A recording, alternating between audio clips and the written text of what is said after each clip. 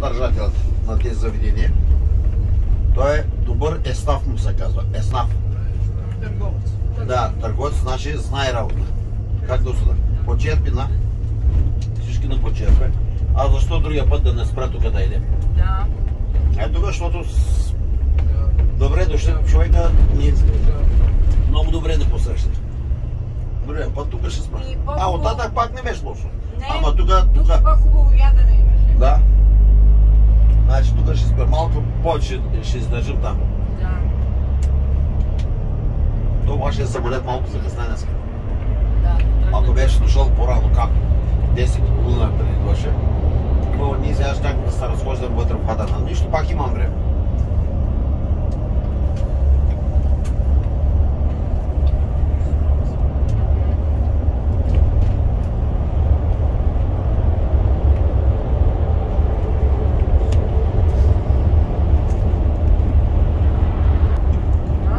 От Разград.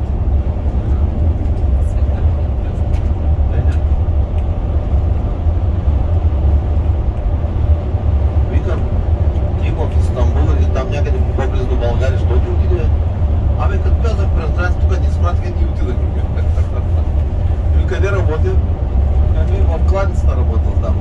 Меса, това. После подал молба там, държавна работа. Забравих точно какво. А тук държавна работа хубаво плащат. Особено това време. Заплата е от към $1500. Работиш там 20 години и почти същите пари ги вземаш на пенсия. Ти вика за той. Вика, дадаха ми работа и жена ми вика така, хубава работа, пак държавна работа. Защото отивам съм да се получил хубава работа. Сега вика, сина мъже, тук се оженил, има внуци.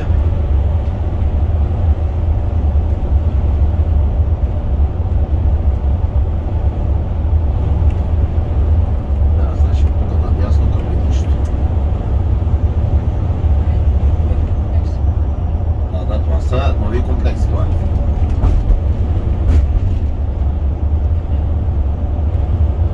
Това е красиво, обаче стария път. А стария път долу.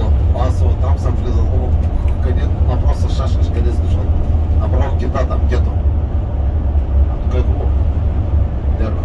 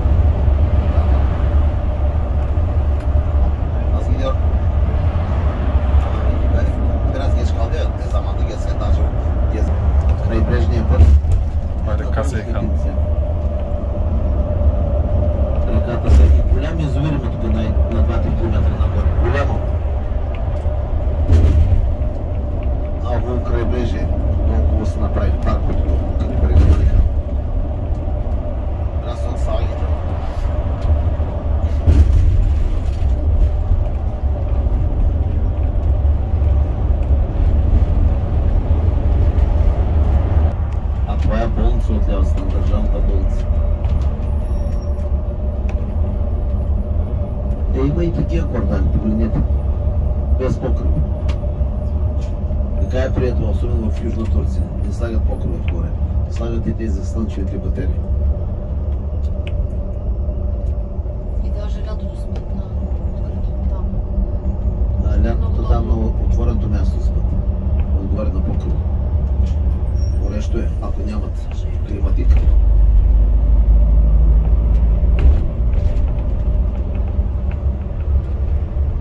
Виж пак, такива малки кебабчинци ще ядете, джигер, шукран кебаб. Селските места. Аз в Тарсус ядах, ми показа направо, падна шапката. И шалган. И трябва под масла ракета.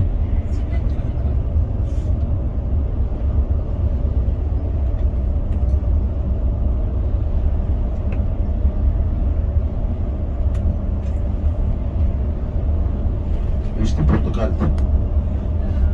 Те не седат обаче. Те са диви. Диви са те. Торончко ми казват. Диви са, да.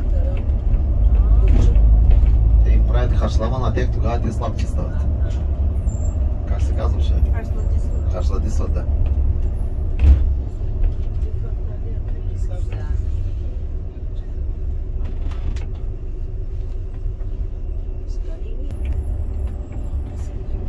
İleri sol.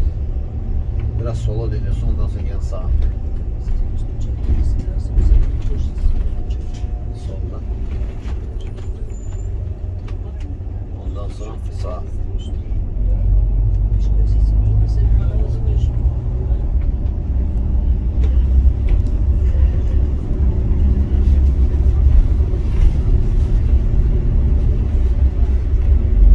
Виж с бебето как пътуват по планетки.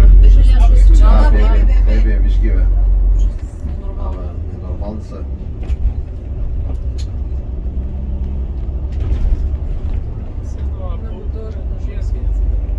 Görüyorsun bebeğe nasıl taşıyor. Bunlar da aklıyor bunlardan.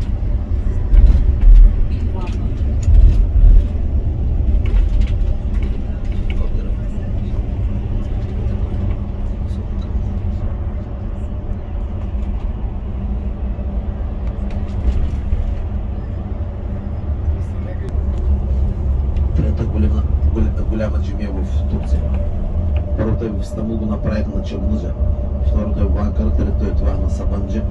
50% го правят с помощ за събиране и 50% най-богатият бизнесмен от този град е той. Сабанджа. Да, ще го посетим ние. Да, това е.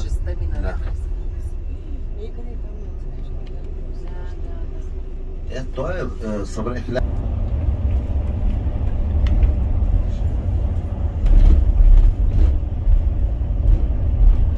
Шеротон и такива хотели.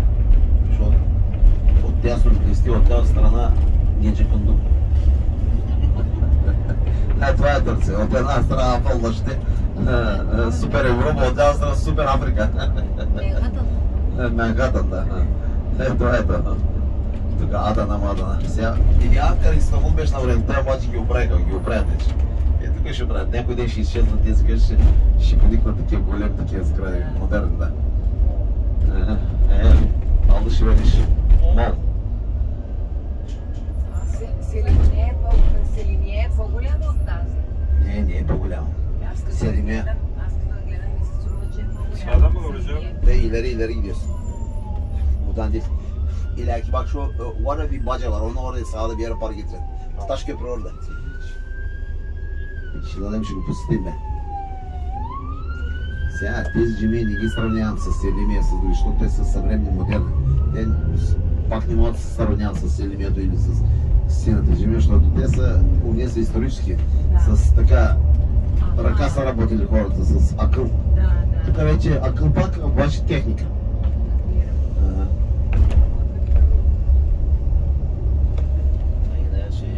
Защото нали на Сина нормално е последния проект. Нали го салона? Какво казваш? На Синан му е бил последния. Добре, сега бера папки. Bakalım. İleride bilmem bulabileceğim.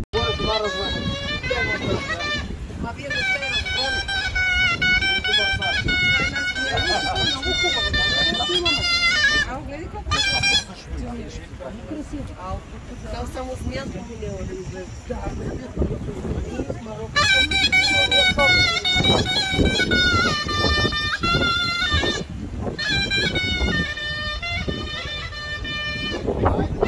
Малко за снимки, айде! Елате насам!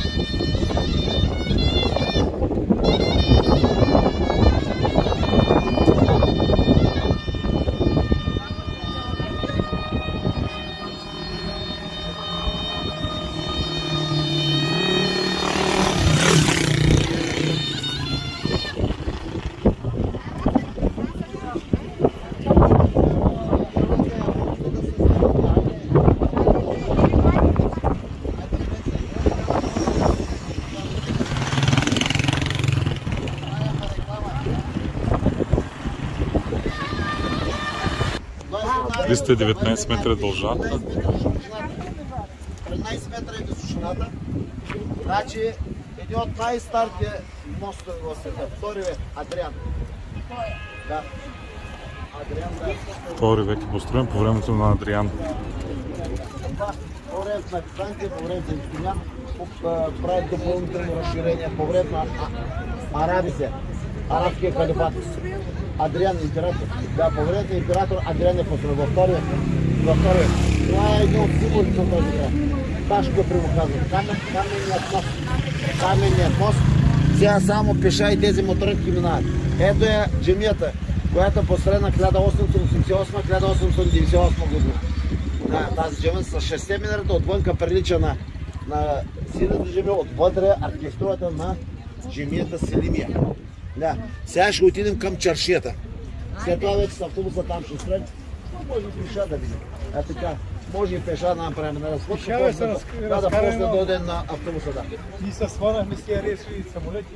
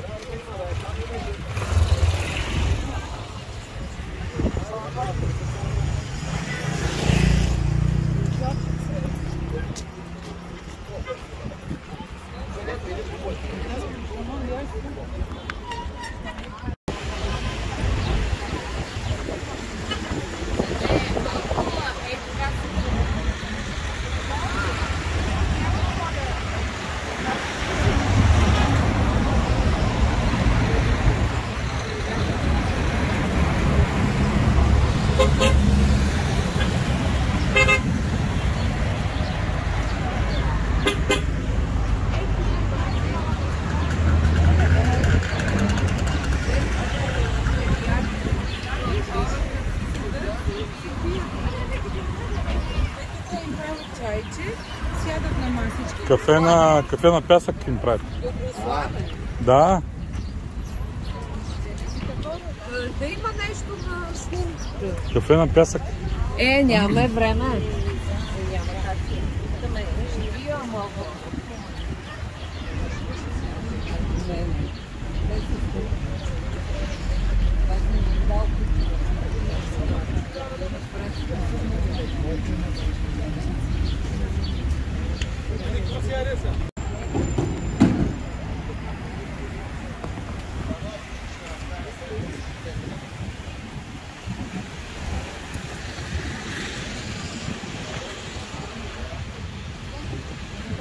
Как да се види така?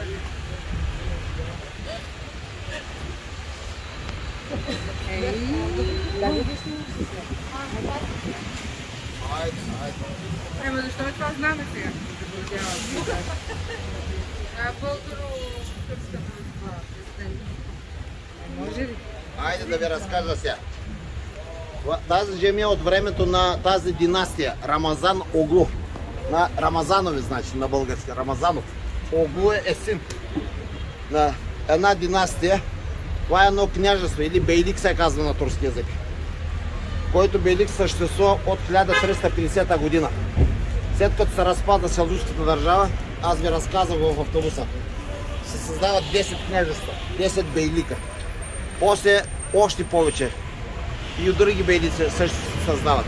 Това е най-трайната, най-дълго продължителният бейлик след Османската империя. Османската империя в държава, в империя се превръща. Рамазан Оглу съществува до 1608 година.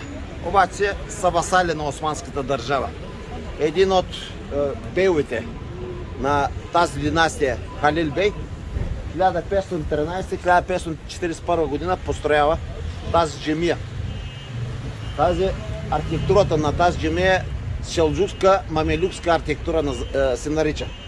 Сега в селджукските джамии винаги има и в османските има такива врати. Мукарнас му се казва на това нещо. Мукарнас такива като сталактити, като сталакмити и много ъглови има. Ъглови има. Тези ъгли символизират безкрайността на света, на космоса. Това символизира. И тук малко, тази врата е малка, има по-големи, по-красиви. Много представителни има, особено в Коня. В Коня и в някои други селджукски градове. И откъде идват тези сталактити и сталакмити? Пророкът Мохамед на 40 години става силно вярващ. Значи идва в съзнание на вярата. Решава да отиде да се моли в пещерата Хира, в планината Нур. Отива да се моли за опрощение на греховете. Когато се моли, му се появява Архангел Гавриил. На турски се казва Джебраил алейки селям. Джебраил е Гавриил. И му дава първата заповед.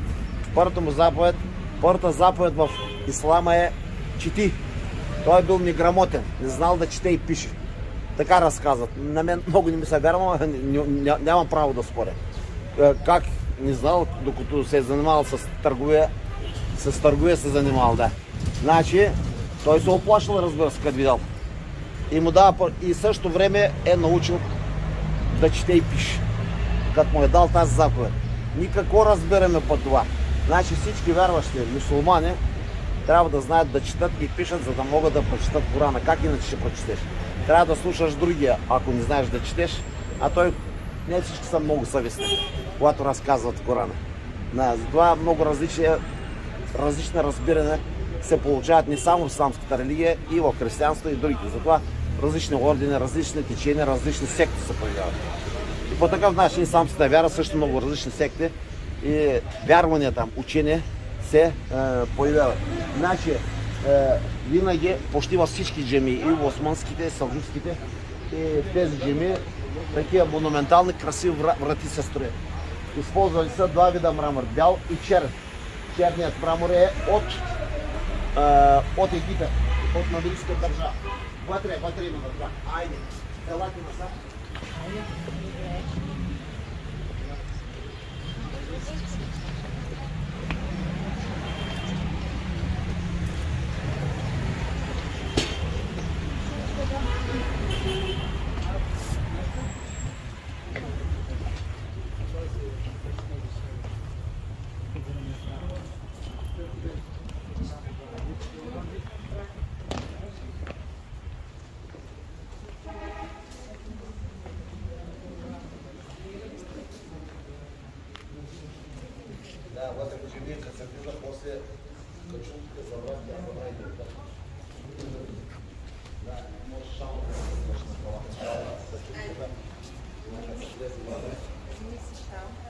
Ако нямате шал, яките на главата, шаловете на главата, аз направих в гостите. Сега архитектурата на тази жени силно се отличава от всички жени, които се намират в Истанбул или другите там западни градове. Вижте, като се влезе вътре, цялата сграда, като се вземе и двора, и вътрешна част на джамията, е като почти квадрат, правоъгълник, близко до квадрат. 32 на 34 метра е. 34 метра. Предимно всички джамии, като се влезе вътре, той е в дълбочина долу. А тук е на широчина. И двора е същата работа. И двора е същата работа. Рядко има такива джамии. Това е стара архитектура от Сълджукско и мамилюкско време. Такава подобна джамия има и в Ефес, ако сте ходили. Джамията Исабей се казва. Много се приличат. Много се приличат с джамията Исабей. Той е Исабей бей на династията Айдуноглу. Там властва турската династия Айдуноглу, а тук Рамазаново. Там подобно, почти същата архитектура има на тази джамия. Такива са били архитектури. Не са имали кръгли куполи, предишните джамии. Кръгли куполи не са имали. И кога се появяват кръглите куполи след... Имало кръгли куполи, обаче с един купол, с един цял купол не е имало. Преди са били с много куполи. Архитектурата на турските джамии идва първо от Средна Азия. Нали идват от Средна Азия? И знаете, в Узбекистан особено там, Бухара, Самарканд, Хива, съвсем друга архитектура има. В Иран същата архитектура. Тук също има подобната архитектура, както Самарканд, обаче в източни части на страната има такива. След това вече турците идват тук, тяхната архитектура се влияе от кавказската архитектура. Те гледат какви църкви са правили арменците, тези грузинците. Там към град Карс има такива джамии, които приличат на тези църкви. След това многокуполни такива джамии правят. Многокуполни и след като завладяват Константинопол, виждат най-голямата църква, най-големият град. Това е, ние го наричаме Осмото чудо на света, Света София. И обърнете внимание, и Сината джамия, и Селимия, и Сулеймане, и почти всички с османска архитектура джамия имат почти една и съща архитектура на Света София. Значи е смесване на архитектурата също се получава. Значи нещо ново, като видиш, всеки иска да го направи. И Света София е направена 532-537 година, обаче някой път се е разрушал купола по време на земетресението. Почти еднаква архитектура със Света София има Сулеймания. Почти едно и също. Един главен купол и два полукупола. Няма и треснато няма. Колко земетресения няма. Значи, великият архитект Синан усъвършенства тази архитектура. Византийците, римляните, гърците го създават това еднокуполното строителство, още по време на римляните се създава там в Рим, как се казваше? Колизеум. С такъв купол отгоре будка. Пантеон.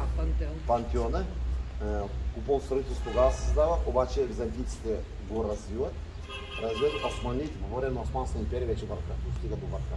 Особено великият архитект Синан, той е капатът от град Кайсария. Обаче днеска спорят арменците и гърците, кръг ли е арменците, иначе е бил еничар. На македонец. Айде да видим дали е отворена джамията. Сега не знам. Трябва да капало. Чакай да видим. Трябва да търпаш. Значи тук се събуваме.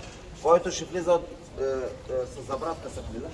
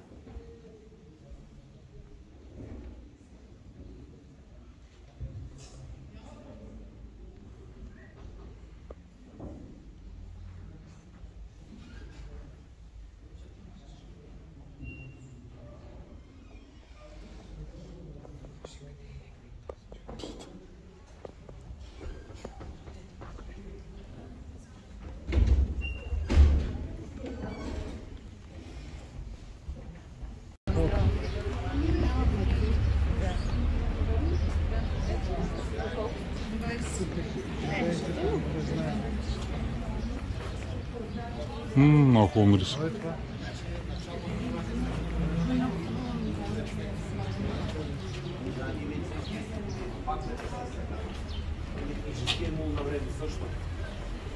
Значи не само богословие, не само религия учат в медресета и науките също учат. Да, това са училища, медресета. От времето на Рамазан Олу, 16 век. Да, значи когато се строи джамия, не само джамия се строи. Медресе се строи, болница се строи, хамам се строи, библиотека се строи, пазар се строи. И след малко ще видим конака, къщата на Рамазан Олу. Да.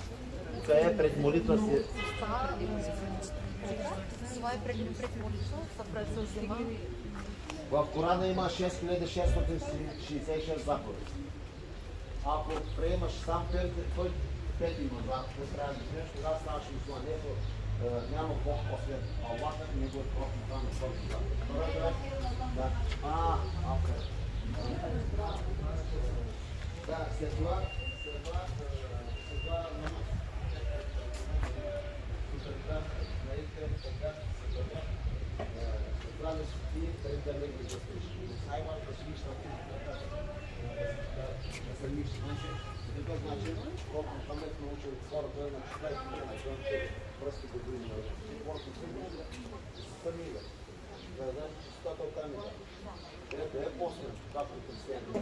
една малко част, дали е отворен, не знам. Много интересно, ай затворен. Да. Затворен се. И го посещавахме на Кабала. Интересно нещо.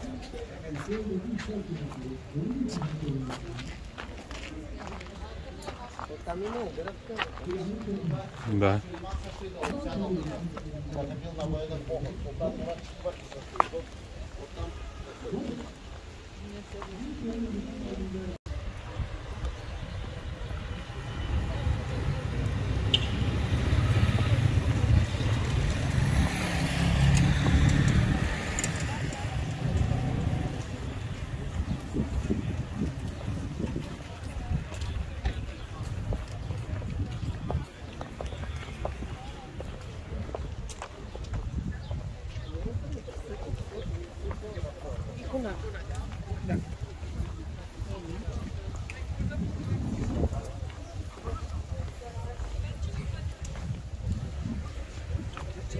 Пет по един шалвар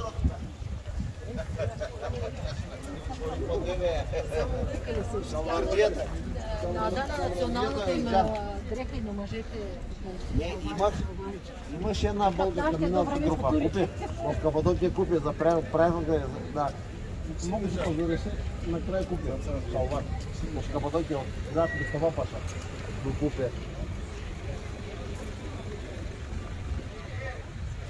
Да, значи часовниковата кула се строи по времето на султан Абдул Хамид. Кой султан? 34-тия султан на Османската династия. 34-тия султан, той управлява 33 години. От 1866 до 1908 година. Той на твоя син? Да. Сега На Абдул Меджид. не са толкова много. Да, и той не само тук строи, във всички градове, областни градове на Османската империя строи часовници. Той сега повечето предимно, нали, джимия строят, мостове строят, пътища. Той пък часовники кули строи. И в Измир, и в Измит, навсякъде има такива часовники кули, които са построени по страна на Абдул Хамид. И в Солун също има. В Солун също има от него време, от часовника кула. Това е един от символите, часовниковата кула на този град, и това е чаршета. Тук са керван, сарай, ханове и чаршета. Сега ще влезем там, да видим къде пекат джигер, ще ви кажа. Килкот пекат на Бронно улицата. Айде, и ще направим една разсветка.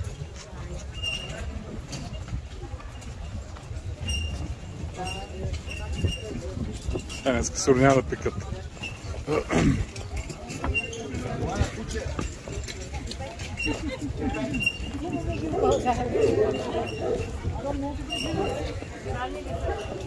И хамам има, исторически хамам. Да, действа що?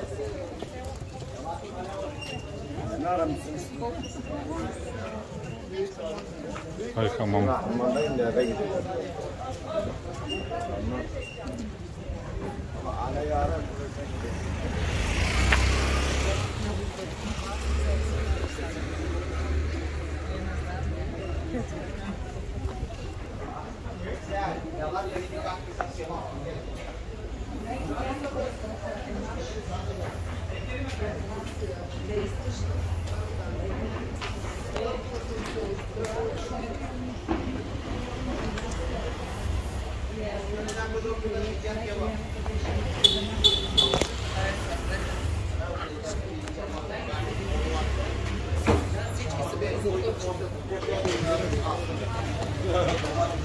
Hoş geldiniz.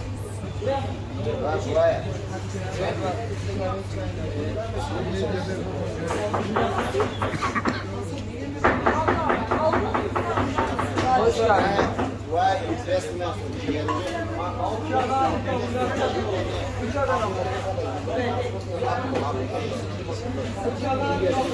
Това е дропчета. Освен дропчета и кебаб също. Известно място.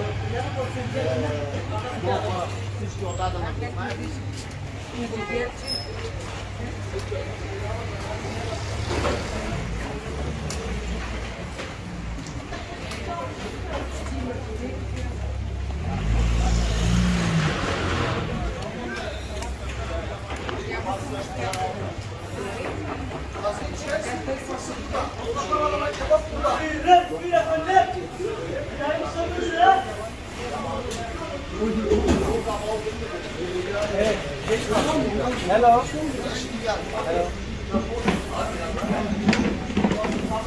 Hello. Из-за Рамазана не работят почта, знаете. Да, айде да минем насам малко.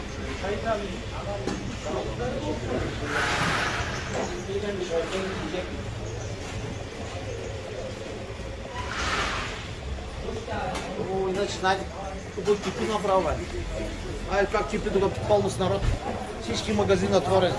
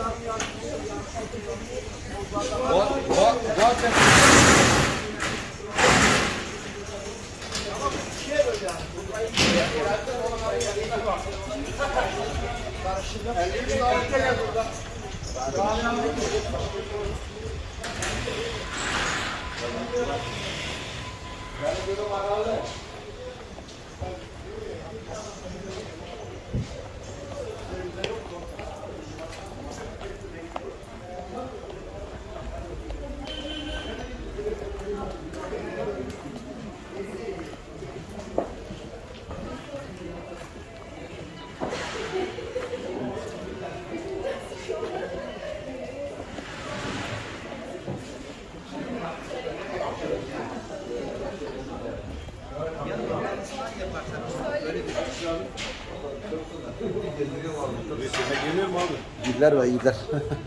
Bu bir sizde ne yemekler yapıyorsunuz siz burada? Kebap yapıp, kebap yapıp her şey var değil mi? Hepsi var abi. Kebaplar ne? Burası ne ismi? Kazancılar mı? Kazancılar doğru ya, Kazancılar tarihler, Kazancılar çarşısı soruyorlar. Rahatsız sormak soruyorlar. Mesela burada sulu yemek yapıyor musunuz siz? Sadece kebap mı? Izgara çeşidi. Sadece ızgara çeşitleri. Mesela benim turistlerim mesela şu anda onların da Hristiyan bunlar şeyler var. Onların da oruçlar var. Onlar hayvansal yemek yiyorlar. Öyle bir şey yapıyorsunuz. Vejetaryen yaparız abi. Neyse akşama bekliyoruz. Daha geç. Açıktan sonra. İşteki dolaplar var bak. Само месо, само скар, кебаб да прави.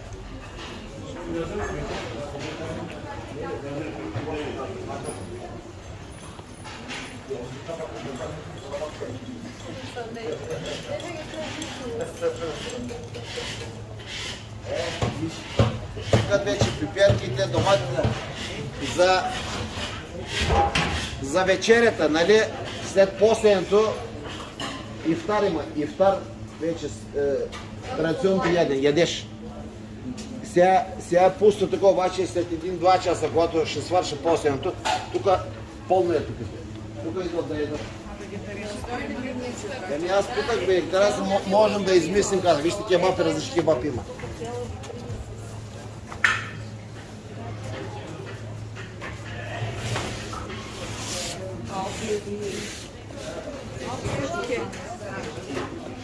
Краси писа. Пише вика на мен, не ме отговаря. Вика, не сърдета ти. Казах, че всичко наред обикаля, не? Да, бе, тя е видяла, че си се включил някак. Не съм се включил.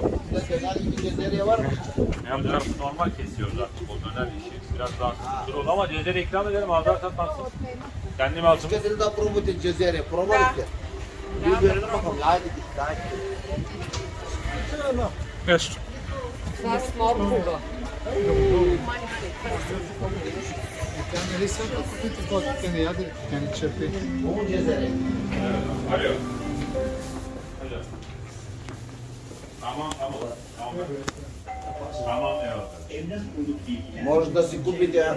Имате Cezeri 25 kilo havuçtan 1 kilosu meydana geliyor.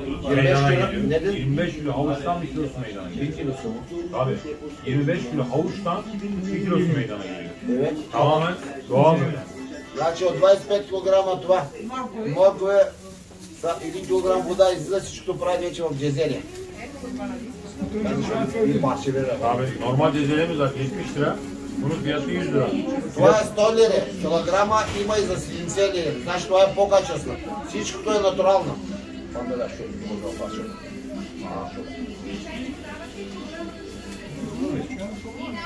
Daha yemeğin varsa.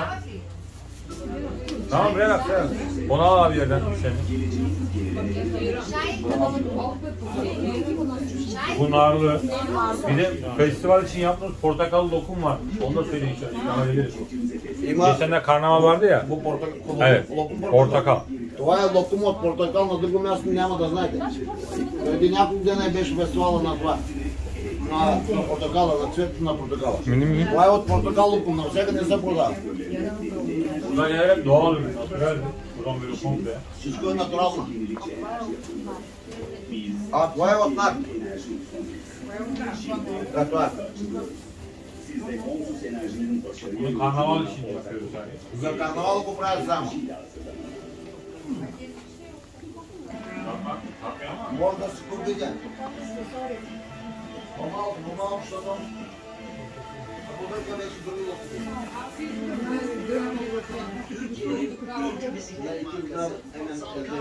Tamam.